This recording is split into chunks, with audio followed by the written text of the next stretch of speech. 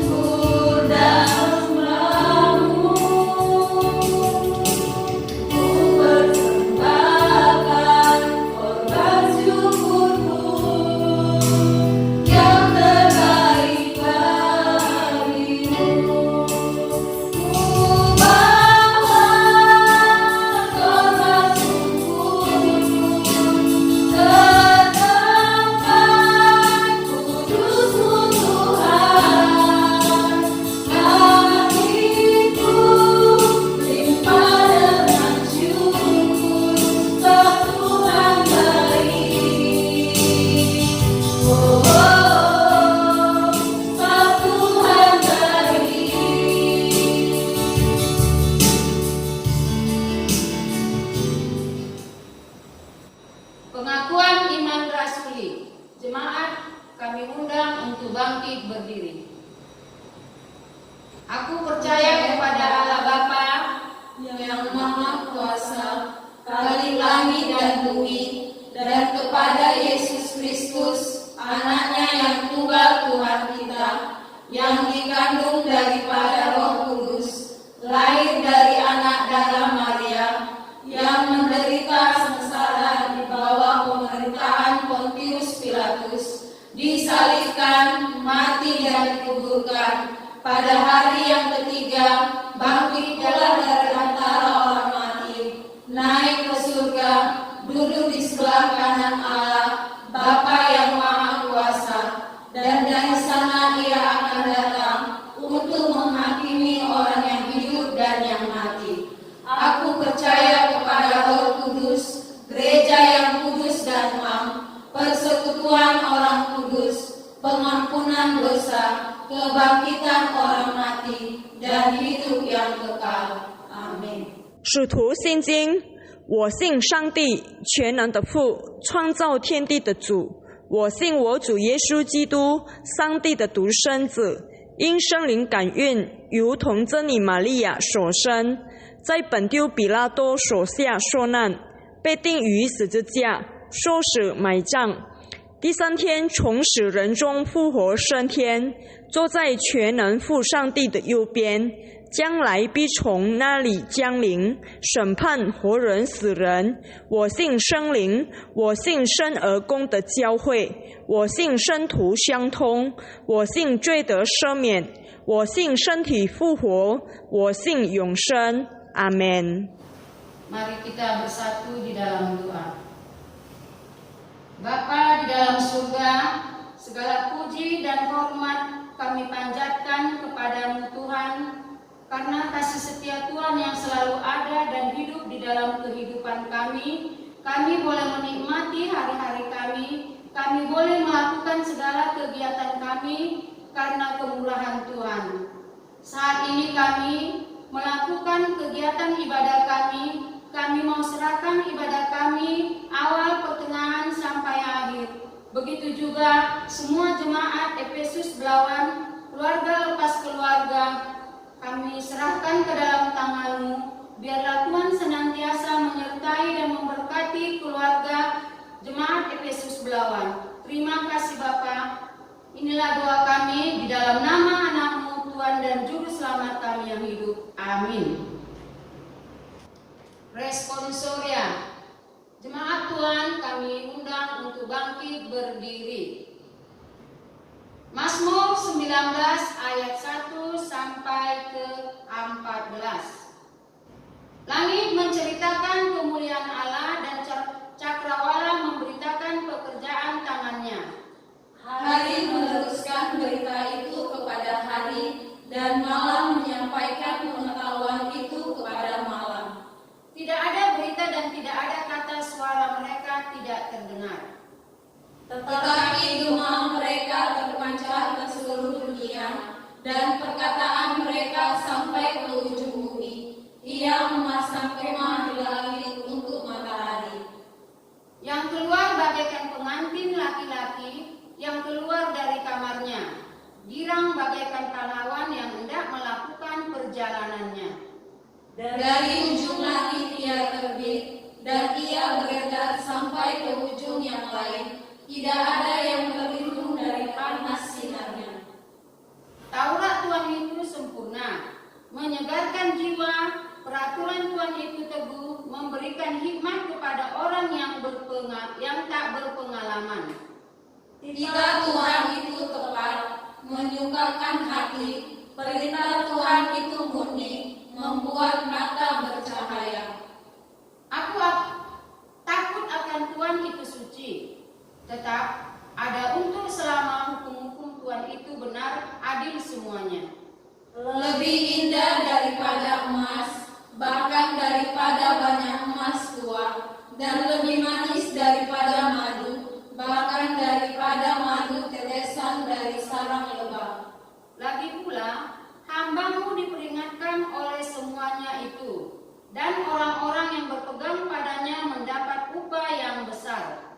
Siapakah yang dapat mengetahui kesesatan? Bebaskanlah aku dari apa yang tidak kusadari. Lindungilah hamba-Mu juga terhadap orang yang kurang ajar. Janganlah mereka menguasai aku, maka aku menjadi tak bercela dan bebas dari pelanggaran besar. Sama-sama kita. Mudah-mudahan Engkau berkenan akan ucapan mulutku dan renungan hatiku ya Tuhan, gunung batuku dan penebusku.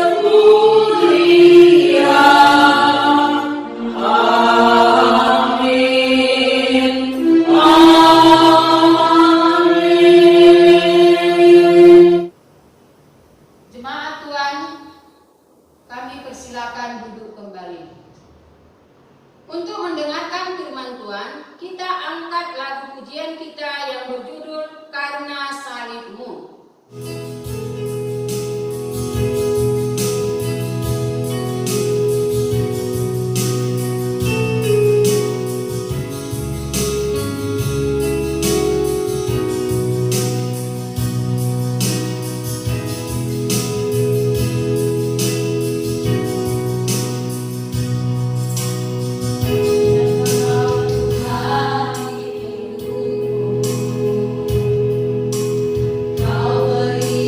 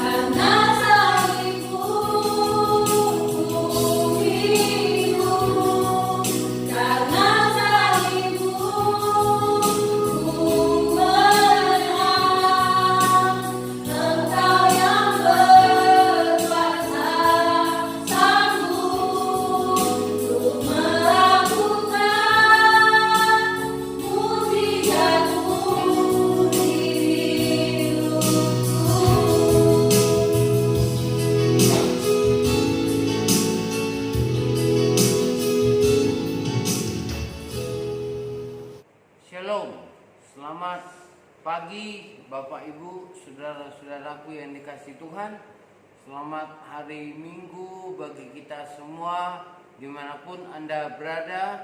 Kita bersatu hati kembali bersama untuk menyenangkan hati Tuhan dan mendengarkan isi hati Tuhan yang akan kita lakukan dalam menjalani hari-hari hidup kita ke depan ini. Mari kita berdoa sebelum mendengarkan firman Tuhan. Damai sejahtera Allah yang menyertai hati dan pikiranmu di dalam Kristus Yesus Tuhan kita. Amin. Saudara-saudara, renungan bagi kita khotbah saya hari ini, yaitu saya berikan tema hargailah bait Allah. Firman Tuhan dari Yohanes pada pasalnya yang kedua, ayatnya yang ke-13 sampai dengan ayat yang ke-22. Dengar, saya akan membacakannya untuk saudara-saudara semua. Yesus menyucikan bait Allah. Ketika hari raya Paskah, orang Yahudi sudah dekat, Yesus berangkat ke Yerusalem. Dalam bait suci didapatinya pedagang-pedagang lembu, kambing, domba, dan merpati, dan penukar-penukar uang duduk di situ. Ia membuat cambuk dari tali, lalu mengusir mereka semua dari bait suci dengan semua kambing, domba, dan lembu mereka. Uang penukar-penukar dihamburkannya ke tanah dan meja-meja dibalikkannya. Kepada pedagang-pedagang merpati ia berkata, ambil semuanya ini dari sini, jangan kamu membuat rumah Bapakku menjadi tempat berjualan. Maka teringatlah murid-muridnya bahwa ada tertulis, cinta untuk rumahmu menghanguskan aku. Orang-orang Yahudi menentang Yesus, katanya, tanda apakah dapat engkau tunjukkan kepada kami bahwa engkau berhak bertindak demikian? Jawab Yesus kepada mereka, rombak bait Allah ini, dan di dalam 3 hari aku akan mendirikannya kembali.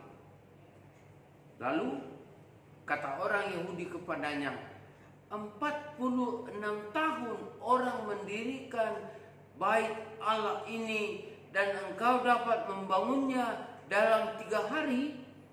Tetapi yang dimaksudkannya dengan bait Allah ialah tubuhnya sendiri. Kemudian sesudah ia bangkit dari antara orang mati, barulah teringat murid-muridnya bahwa hal itu telah dikatakannya, dan mereka pun percayalah akan kitab suci dan akan perkataan yang diucapkan Yesus. Saudara-saudaraku yang dikasihi Tuhan, topik pada hari ini yang akan kita renungkan adalah hargailah bait Allah. Saudara-saudara yang dikasihi Tuhan, penyebab daripada kekacauan yang terjadi dalam kehidupan kita adalah adanya perilaku-perilaku yang menyimpang, yang mana sudah ditentukan kamu harus menempuh jalur ini, tetapi pribadi atau orang yang bersangkutan tidak menempuh jalan itu, atau mungkin mereka-reka, bahkan merekayasa menurut pikirannya, jalan inilah yang akan kutempuh, jalan inilah yang akan kulakukan, jalan inilah yang akan kulalui, dan perbuatan inilah yang akan aku perbuat. Hal seperti ini sering sekali terjadi di dalam kehidupan kita. Dan sekarang saudara-saudara, saya bisa mengajak kita untuk merenungkan. Ketika kita membeli satu barang elektronik misalnya, ya, di dalam paketnya atau kotaknya itu ada lembar panduan. Lembar panduan ini akan digunakan oleh si pembeli untuk mengoperasikan barang elektronik yang dibelinya tersebut. Ada tombol-tombol yang bisa ditekan, ada sistem-sistem yang harus dilakukan supaya alat tersebut bisa berjalan dengan normal.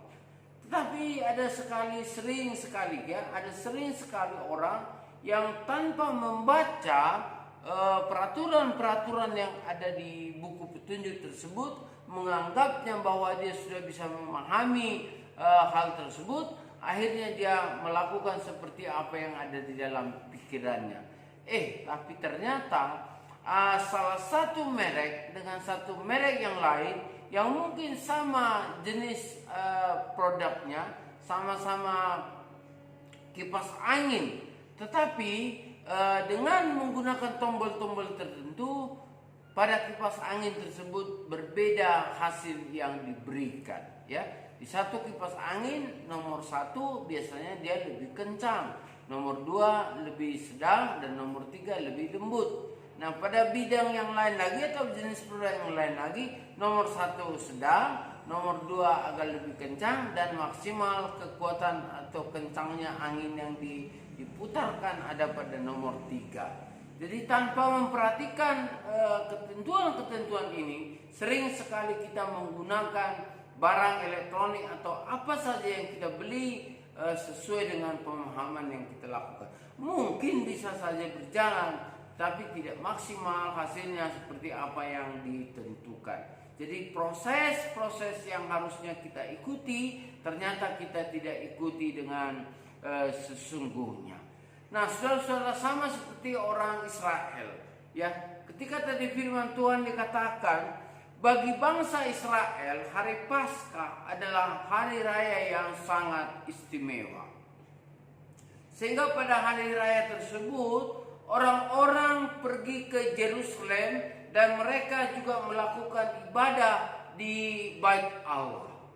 Jadi ketika mereka datang ke Bait Allah, mereka juga mau beribadah, mereka juga memikul atau membawa hewan-hewan peliharaan mereka yang sudah mereka rawat dengan sungguh-sungguh, yang sudah mereka perhatikan bagaimana peraturan-peraturan ternak yang harus dipersembahkan. Mereka bawa itu, mereka pikul, dan juga mereka bawalah ya dengan sungguh-sungguh, dengan perawatan yang ekstra, supaya sepanjang perjalanan tidak ada kecacatan yang terjadi kepada hewan-hewan peliharaan tersebut. Sehingga dalam hari Paskah ini mereka membawa persembahan itu kepada Allah, lalu mereka pun mempersembahkan korban itu untuk sebagai rasa syukur, sebagai persembahan mereka yang akan disampaikan oleh imam-imam melalui doa dan pembakaran minyak ataupun persembahan untuk Allah. Saudara bisa bayangkan betapa pentingnya hewan-hewan dan uang-uang persembahan yang ada disediakan oleh masing-masing pribadi dan juga yang ada di Bait Allah tersebut. Nah, seketika mereka masuk ke lokasi sekitaran Bait Allah, di sana sudah ada meja-meja dan tempat-tempat yang digunakan oleh pedagang-pedagang musiman. Mereka ada yang menjual binatang-binatang yang akan dipersembahkan, dan juga ada mereka juga ada di situ menjual mata uang, ya, menjual mata uang yang dipergunakan untuk melakukan ibadah di tempat tersebut. Nah, saudara-saudaraku yang dikasihi oleh Tuhan Yesus, para pedagang musiman ini datang ke sana untuk mencari keuntungan sebanyak-banyaknya, dan tidak ketinggalan juga para penukar uang yang dalam zaman modern sekarang ini dikenal dengan money changer, yang mereka mau meraup keuntungan yang sebesar-besarnya. Jadi di dalam kondisi tersebut, saya bisa membayangkan betapa ributnya, betapa meriahnya, betapa hebohnya yang terjadi di pasar tersebut dalam menyambut hari Paskah ini. Pada waktu itulah Yesus masuk ke Bait Allah dan menyaksikan apa yang terjadi di sekitaran Bait Allah tersebut, saudara-saudaraku yang dikasihi Tuhan. Di mana di sana sudah dipenuhi oleh lembu, kambing, domba. Ya. Kemudian ada penukar-penukar uang yang saya katakan tadi itu adalah money changer. Sudah berada di sana mereka semuanya untuk melakukan perdagangan. Ya. Filosofi bangunan biasanya namanya bukan ditentukan oleh besar kecilnya bangunan tersebut, namun itu tergantung kepada sucinya atau kualitas daripada ruangan tersebut. Di mana bait Allah memang tidak besar, tetapi bait Allah menjadi pusat peribadatan orang-orang Yahudi pada saat tersebut, dan ketika pesta Paskah mereka datang beribadah ke tempat ini. Nah, jadi saudara-saudaraku, orang-orang banyak itu datang ke sana dan mereka juga melakukan bisnis atau tukar menukar uang. Kalau kita baca dalam kitab Injil Matius, Markus dan Lukas, di sana dikatakan Tuhan Yesus mengatakan kepada di mana tempat itu bait Allah itu, Tuhan Yesus mengatakan tempat itu sudah menjadi sarang penyamun. Ya, kalau kita lihat dari segi arti katanya, kata penyamun itu adalah samun sama dengan rampas, menyamun itu sama dengan begal, sama seperti situasi sekarang ini, dan merampas, merampok, kemudian mengambil sesuatu yang bukan miliknya untuk dijadikan miliknya secara pribadi dan permanen. Nah, inilah yang terjadi, di mana pada waktu itu ada kesan bahwa layak atau tidaknya hewan yang dipersembahkan itu ditentukan oleh para imam. Walaupun ada orang yang telah memelihara sendiri hewan yang mau dipersembahkannya itu, dan seperti saya katakan tadi, mereka pikul, mereka rawat sebaik-baiknya supaya binatang ini tidak cacat sampai ke bait Allah, sampai kepada waktu penyerahannya kepada imam. Tetapi ketika imam menelisik, ketika imam memeriksa peliharaan atau binatang tersebut dan menemukan apa yang disebut dengan cacat, maka benda tersebut tidak bisa lagi dipersembahkan untuk Allah. Maka adalah di sekitaran itu yang juga kalau tidak beli baru mungkin bisa ganti rugi. Ya, kalau diganti maka harus membayar uang yang lebih besar, dan kalau diganti lagi juga binatang ini tidak akan memberikan keuntungan ataupun akan menjadikan sesuatu yang rugi bagi orang yang memilikinya.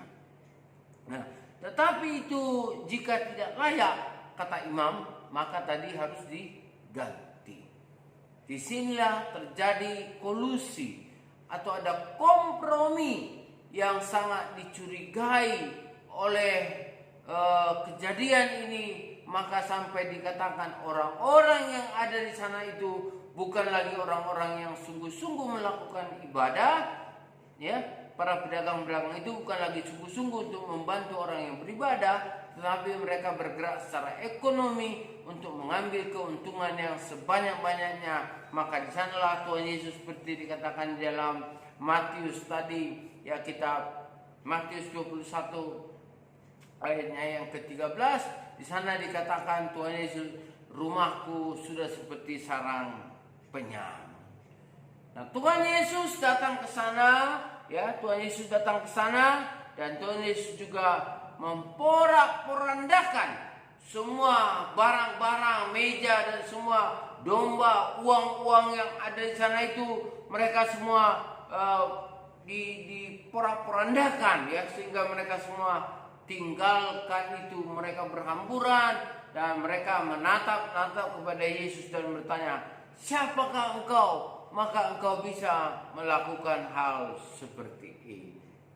Setiap orang yang tidak punya uang, ya, mereka akan mengalami sasaran, mengalami kekecewaan lah. Kenapa? Karena itu situasi tadi. Tapi Tuhan Yesus memperhatikan keadaan itu, lalu dia marah, dia porak-porandakan semuanya, dan dia kacaukan semuanya itu, dia usir mereka supaya mereka tidak lagi tinggal di sana. Dikatakan di firman Tuhan, Yesus membuat cambuk dari tali lalu mengusir semua. Ada penafsir yang mengatakan bahwa Yesus marah tapi dia tetap dalam batas yang terkendali, atau emosinya tetap terkontrol sehingga dia tidak mengakibatkan tidak mengakibatkan dosa. Kenapa? Yang dia lakukan adalah marah ketika orang-orang yang tidak melakukan kebenaran di sekitaran Bait Allah yang sudah mengorbankan orang-orang banyak. Cambuk yang terbuat dari tali tersebut juga menggambarkan puncak kemarahan Tuhan Yesus yang menggunakan alat tersebut, di mana itu adalah merupakan kesempatan bagi mereka supaya mereka mengalami pertobatan. Jadi ketika dicambuk, Tuhan Yesus berharap mereka mempunyai kesadaran. Tetapi tidak demikian yang terjadi. Mereka justru balik dan bertanya, siapakah engkau sehingga engkau layak melakukan hal ini? Maka Tuhan Yesus katakan, rubahlah bait Allah, ya rubuhkanlah bait Allah, dan aku akan membangunnya dalam 3 hari. Lalu mereka berpikir, kita sudah melihat pembangunan ini 46 tahun, tapi orang ini akan mengatakan bahwa dia akan membangun bait Allah yang dirobohkan itu dalam 3 hari. Wah, siapa ini rupanya? Tetapi pertanyaan mereka itu bukan pertanyaan dalam keyakinan, pertanyaan dalam hal mencurigakan. Siapakah orang ini sehingga dia berkuasa mengatakan hal yang seperti itu? Saudara-saudara yang dikasihi Tuhan Yesus Kristus, ya, hal ini semakin diperkuat pada ayat yang ke-17, di mana murid-murid mengingat apa yang pernah disyairkan oleh Daud dalam lagu menurut bunga bakung, Mazmur 69 ayat 10, di mana di sana dikatakan betapa mulia dan agungnya bait Allah, ya, betapa mulia dan agungnya bait Allah. Jadi bait Allah itu adalah merupakan satu sentral di mana orang-orang beribadah. Kalau sekarang mungkin kita tidak memfokuskan lagi kepada apa yang disebut dengan gedungnya, karena gedungnya itu bisa saja dihancurkan, tetapi yang bait Allah yang sejati adalah hati kita. Tetapi yang mau ditunjukkan di sini adalah ketika engkau tidak menghargai bait Allah dalam bentuk fisik itu, maka bagaimana engkau bisa merenungi dirimu adalah bait Allah? Sementara kehadiran Tuhan di bait Allah itu untuk memberikan pengajaran, memberikan pencerahan kepada orang-orang banyak. Sementara itu juga orang-orang yang ada di lokasi tersebut melakukan kolusi, penipuan dan permufakatan untuk melakukan perbuatan dosa bersama dengan imam-imam. Nah, disinilah saudara-saudara kita memang tidak boleh memisahkan betapa pentingnya kita menghargai bait Allah itu, dan sangat penting perlu juga bagi kita mengimani bahwa kita adalah bait Allah. Jadi ketika kita bait Allah, bersekutu di bait Allah, lalu mendapat pencurahan Roh Kudus, maka dari sanalah kita juga akan menjadi penggerak-penggerak Injil, membawa kabar damai kepada semua orang. Perdebatan antara Yesus dengan orang yang menentangnya adalah kesempatan bagi Yesus untuk menjelaskan siapa dia sebenarnya. Sama dengan saya dan saudara-saudara, ketika kita mempelajari firman Tuhan, mungkin ada ketidakmengertian. Lalu kita mencari dari berbagai sumber, mungkin dari hamba Tuhan, mungkin dari buku yang dijual kita beli, mungkin juga dari Google, mungkin juga dari semua orang yang kita kasih dan yang kita kenal. Kita mencari informasi, akhirnya kita mendapat informasi yang akurat tentang apa yang kita tanyakan. Sedemikian juga ketika saudara-saudara percaya bahwa bait Allah itu adalah merupakan tubuh Kristus, ya, di mana Tuhan Yesus katakan, robohkanlah bait Allah ini maka aku akan membangunnya kembali dalam 3 hari.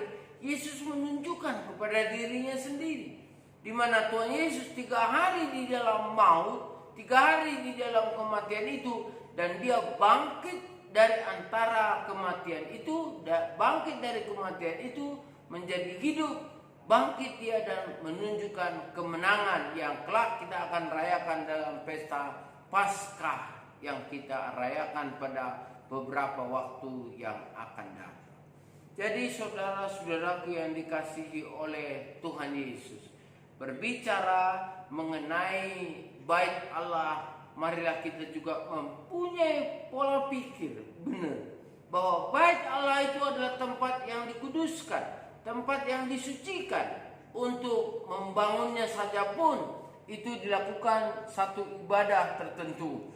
Di beberapa gereja itu waktu membangun bait Allah, di bagian depan tengah, di mana biasanya podium atau mimbar gereja itu didirikan untuk tempat berkhotbah, di bawahnya itu ada ditanamkan di sana firman Tuhan sebagai bentuk di mana firman Tuhan itu adalah benih yang akan diberitakan, dan benih itu akan menjadi berkat bagi banyak orang. Jadi sebenarnya dari segi bangunan bait Allah dimanapun dia dibangun itu adalah tempat yang suci, tempat yang memang harus kita jaga supaya tidak ada orang yang mencelakainya, supaya tidak ada orang yang menyalahgunakannya, maksud saya. Sehingga ketika Anda berdoa datang ke tempat itu, saudara-saudara juga mempunyai satu keyakinan di bait Allah itu Allah hadir, dan juga saudara-saudara mempunyai kekuatan setelah berada di sana. Apa yang menjadi poin penting ya yang saya mau sampaikan melalui kesempatan ini? Yang pertama, Bapak Ibu saudara-saudaraku yang dikasihi Tuhan, segala sesuatu dalam kehidupan ini pergunakanlah sesuai dengan fungsi. Penyimpangan daripada penyalahgunaan daripada hal tersebut itu akan membuat kehidupanmu mengalami kekacauan. Lalu yang kedua, bait Allah itu ketika kamu hargai ya bangunannya atau fisiknya, kenapa? Karena tidak terpisahkan bait Allah itu secara spiritualitas, secara kerohanian. Kamu tidak bisa membeda-bedakan ini gedungnya, ini bait Allah, itu sebenarnya tidak bisa kita bedakan walaupun memang nyata, ya kan? Artinya apa? Ketika engkau hadir di bait Allah, itu akan memberikan kekuatan bagi spiritualitasmu untuk hadir dimanapun engkau berada sebagai wujud kehadiran daripada bait Allah. Jadi di mana engkau berada, di situ bait Allah itu ada. Di dalam pengakuan iman rasuli kita mengatakan persekutuan orang kudus. Di manakah kita bersama-sama bersekutu dengan orang-orang kudus tersebut? Jawabnya adalah di bait Allah.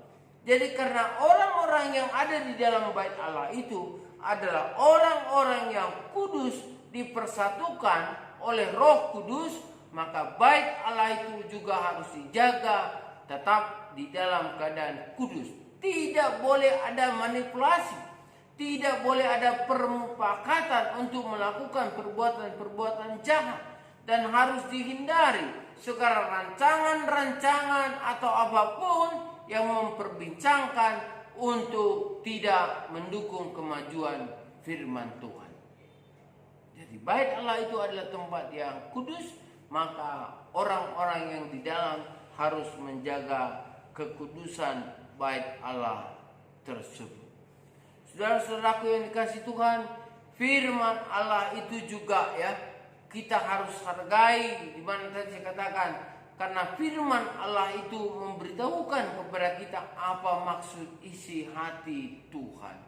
Nah sekarang sikap dalam menghargai bait Allah secara fisik atau secara bangunannya adalah dengan menjaga kebersihannya, merawat keindahannya, walaupun kita katakan Tuhan tidak terikat di dalam bait Allah, tetapi ketika orang-orang kudus masuk ke dalamnya, pentinglah rasanya kita menikmati keindahan supaya ada hadir kehangatan di dalam persekutuan. Itu secara fisik.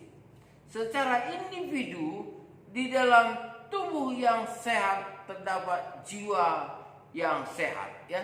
Di dalam tubuh yang sehat terdapat jiwa yang sehat. Nah, saudara-saudara, ketika tubuh kita ini sehat, itu ada jiwa yang sehat di dalamnya. Dalam jiwa kita ini ada keteraturan. Dalam keteraturan itulah makna kehadiran bait Allah itu, saya pikir hadir juga di dalam kehidupan kita masing-masing. Kemudian secara rohani, ya. Secara rohani kita mengkonsumsi firman Tuhan melalui pengajaran-pengajaran yang dilakukan di dalam bait Allah. Orang-orang Israel begitu tekun sekali ketika mereka masuk ke bait Allah. Lalu imam membuka gulungan kertas di mana tertulis firman Tuhan dan membacakannya. Lalu mereka dengan teguh, dengan yakin untuk mendengarkannya dan mengimaninya, sehingga bangunlah spiritualitas, bangunlah kerohanian di dalam hidup mereka yang membuat mereka bisa hidup kuat dan bertahan. Saudara-saudaraku, sudah beberapa lama ini kita menjalani masa-masa Lent, masa-masa di mana kita merenungkan lebih banyak kehadiran Tuhan dalam kehidupan kita, melalui berpuasa yang kita lakukan, melalui berdoa, melalui berkunjung ke rumah ibadah, atau kita jadikan karena sekarang beribadah dari rumah sekarang ini, ya, BDR, beribadah dari rumah sekarang ini, kita juga menjadikan rumah kita sebagai bait Allah dan kita percaya Tuhan hadir di sana. Saya mau mengajak kita semuanya, Bapak Ibu, saudara-saudaraku yang dikasihi Tuhan, supaya kita boleh merasa berkat Tuhan itu hadir dan juga menikmati kehadiran bait Allah itu di rumah kita masing-masing. Jadi baiklah Bapak Ibu, saudara-saudaraku yang dikasihi Tuhan, dalam waktu kesempatan yang ada ini kita terus menghargai bait Allah, yang walaupun hari-hari terakhir ini kita belum begitu leluasa hadir di bait Allah secara fisik, tetapi biarlah rohani kita juga tetap menyala-nyala sebagai bait Allah yang tidak akan terhapuskan, tidak akan tergulingkan oleh siapapun juga. Mari kita terus menghargai bait Allah dan menghadirkan nuansa, jiwa, semangat bait Allah itu di dalam hidup kita, supaya kita bisa berjalan hidup di dalam kasih sayang Tuhan. Tuhan memberkati saudara. Mari kita berdoa. Bapa di surga, kami bersyukur untuk semua anugerah Tuhan, untuk semua pemberian-pemberian yang Tuhan lakukan, sehingga kami boleh merasakan betapa Tuhan mengasihi kami sampai saat ini, dan Tuhan menolong kami sehingga kami merasakan kasih-Mu yang begitu luar biasa. Berkatilah kami Bapa, sehingga apa yang kami lakukan semuanya akan menjadi pujian dan kemuliaan bagi nama Tuhan saja. Terima kasih Bapa, dalam nama Yesus Kristus kami bersyukur dan berdoa. Amin. Terima kasih buat firman yang telah disampaikan oleh hambanya. Sebelumnya kita akan mengumpulkan persembahan. Mari kita angkat satu lagu pujian berjudul Kasih Allahku.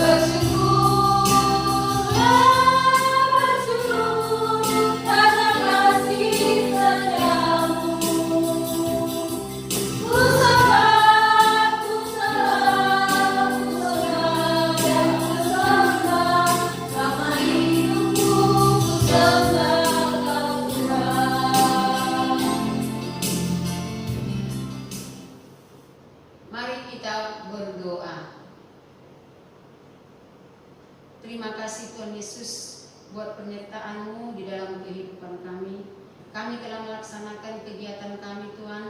Biarlah semua kegiatan kami yang kurang Tuhan Engkau yang menyempurnakan. Tuhan Yesus, bagi jemaat-Mu yang memberikan persembahan, biarlah Tuhan Engkau memberikan berkat dan rezeki yang semakin berlimpah kepada keluarga yang memberikan, dan begitu juga keluarga yang belum dapat memberikan, Engkau juga memberikan berkat yang daripada-Mu, sehingga di hari-hari yang akan datang mereka dapat memberikan yang terbaik untuk kemuliaan nama-Mu Tuhan. Biarlah Tuhan yang memberkati semua jemaat Yesus Belawan ini, baik mulai dari keluarga lepas keluarga, anak-anak, kami serahkan ke dalam tangan-Mu, Tuhan yang menyertai dan memberkati. Terima kasih Tuhan di dalam pekerjaannya, di dalam studinya, dan di dalam apapun yang akan dilakukan serta usaha mereka. Di dalam nama anak-Mu Tuhan dan Juru Selamat kami yang hidup. Haleluya. Amin. Warta jemaat. Baik, salam sejahtera untuk kita semua. Ada beberapa pengumuman yang saya akan sampaikan untuk kita. Yang pertama, nanti untuk menyambut perayaan Paskah, sebelumnya kita akan melakukan ibadah Pasion. 4 hari mulai dari Senin, Selasa, Rabu, Kamis, dan pada hari Jumatnya ada ibadah Jumat Agung, dan pada hari Minggu kita akan melakukan ibadah Paskah.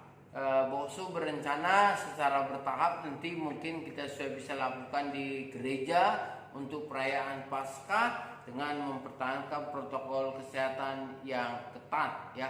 Jadi kita bisa berkumpul. Mudah-mudahan Bapak Ibu semua kita bisa dalam keadaan sehat-sehat. Atau entah bagaimanapun nanti kalau ibadah tetap akan kita laksanakan, baik nanti langsung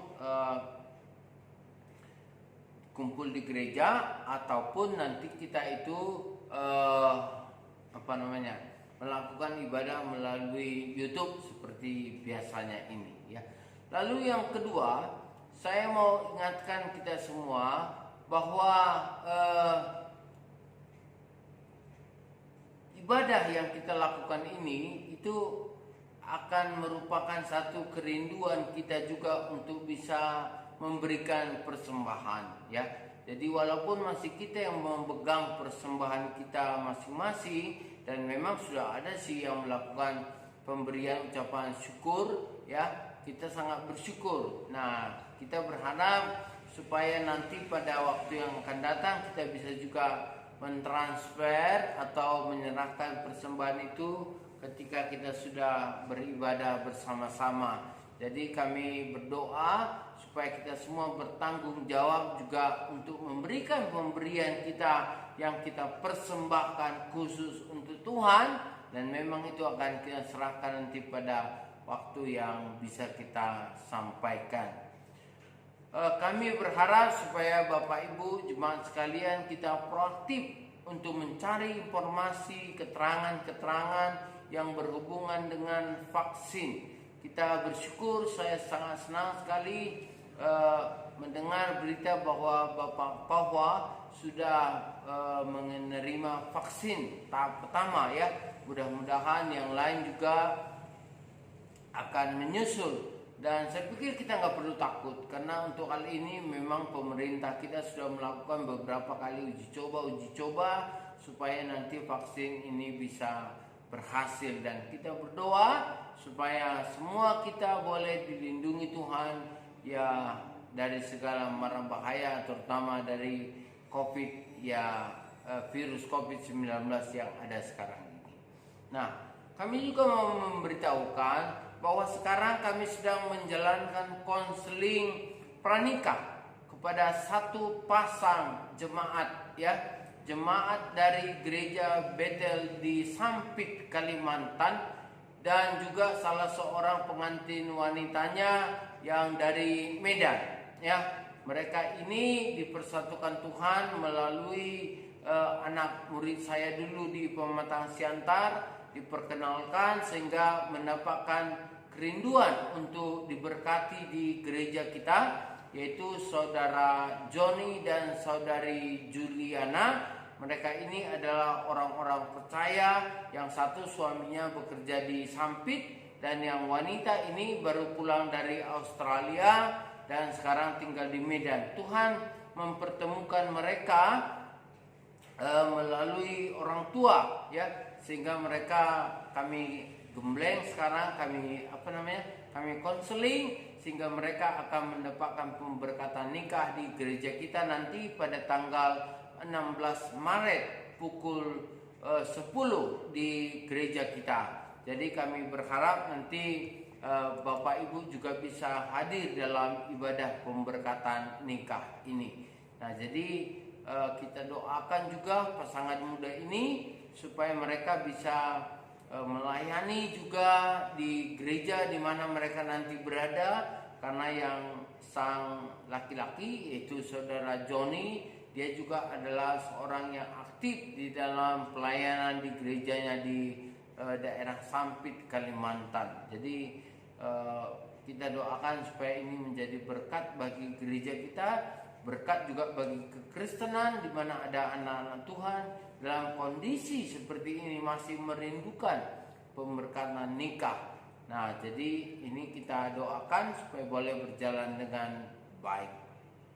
Kemudian yang terakhir saya mau sampaikan kepada kita untuk tetap berkomunikasi melalui WA group, ya. Karena kita senang sekali di WA group itu kita mendengar kabar, melihat berita, terhadap cerita-cerita lucu. Kita merasakan bagaimana hidup kita ini sekarang semakin didekatkan oleh teknologi. Ya, iman kita juga akan menjadi kuat untuk melakukan semua pekerjaan-pekerjaan ini. Jangan lupa terus berdoa untuk pergumulan-pergumulan kita, masalah-masalah yang kita hadapi yang mungkin tidak sedikit, tetapi kita percaya Tuhan pasti buka jalan. Benar, Tuhan pasti buka jalan. God is good all the time. Demikianlah Bapak Ibu, saudara-saudariku yang dikasihi Tuhan, hal lain nanti yang menyangkut kepada pengumuman-pengumuman kami akan berikan melalui Japri atau melalui WA. Tuhan memberkati kita semua. Shalom. Untuk mengakhiri ibadah kita akan mengangkat sebuah lagu dengan judul "Dengan Apa Ku Balas".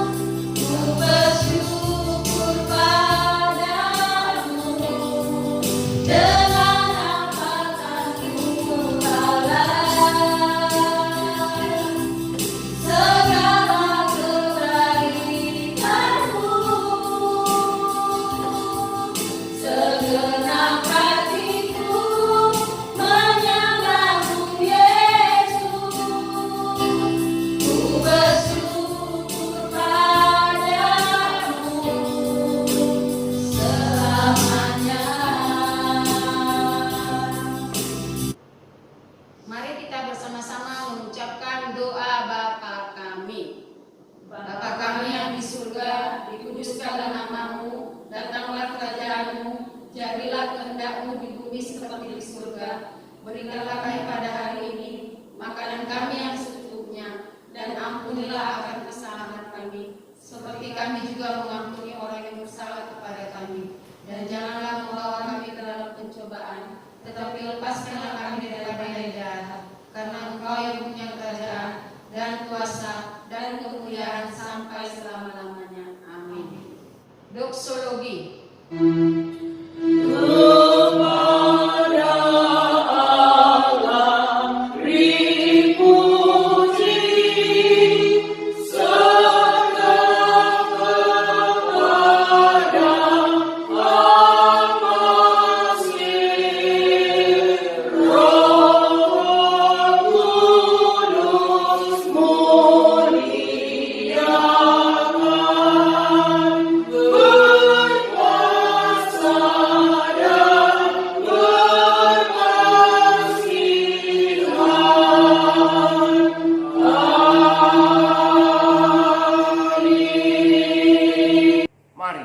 Bukalah hatimu dan terimalah berkat daripada Tuhan saja. Kasih karunia Allah Bapa dan kasih setia Tuhan Yesus Kristus serta persekutuan di dalam Roh-Nya yang kudus menyertai dan memberkati engkau hari ini, besok, bahkan sampai selama-lamanya. Amin.